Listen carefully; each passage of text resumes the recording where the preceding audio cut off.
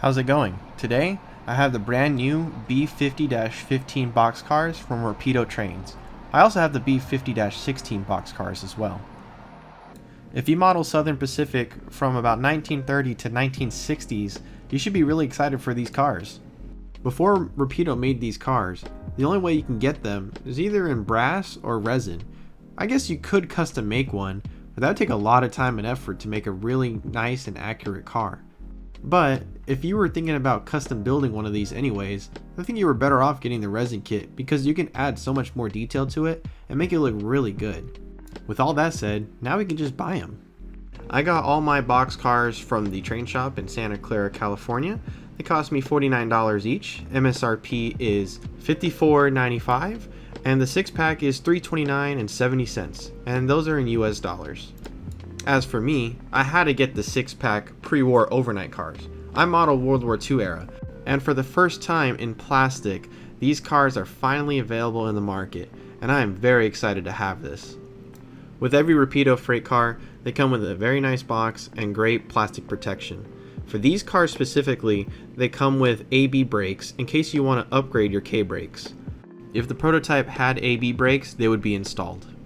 In the box, there's also a Rapido Trains sticker and a little history sheet and illustrated parts breakdown of the car.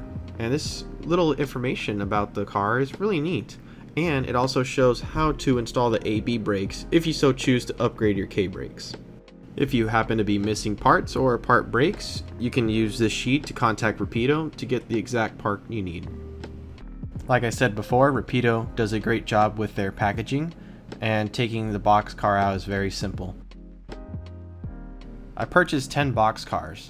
I decided to open all the boxcars up and lay them out.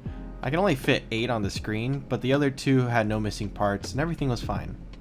Before we dive into the details of the boxcars, let's talk about the history of the prototype. Beginning in 1925, these cars were built with wood sheathing on the side and later upgraded in the 30s to steel. Not every car received the steel side upgrade. Throughout the years of being built, they were approximately 4,500 to 5,000 built. I'm not sure on the exact number.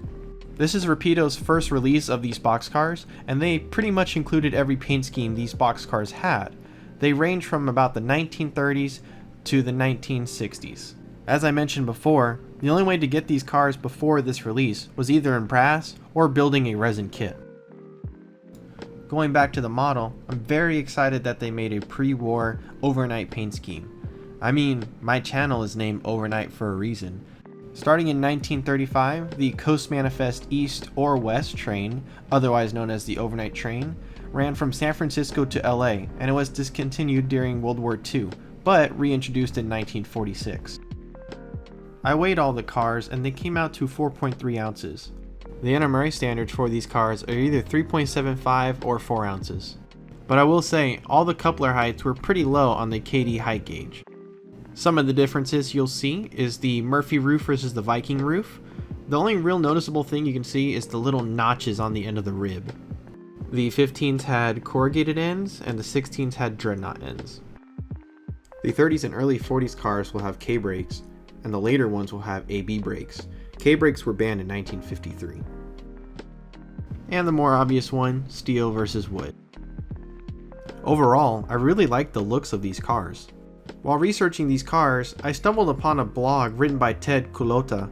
Sorry if I'm pronouncing your name wrong. His review about these cars go into extreme details, and if you want to learn more than I've talked about, you should definitely click the link in the description below. I think it's time to take them to the layout and stare at them.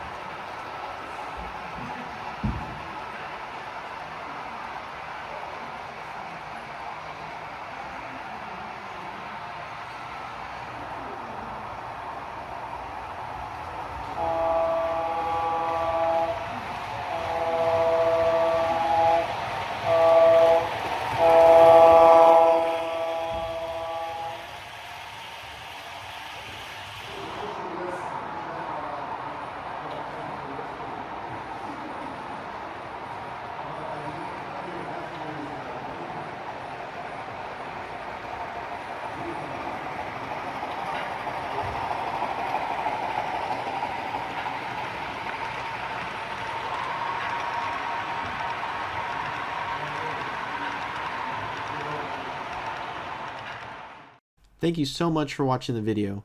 These cars worked amazingly on my layout.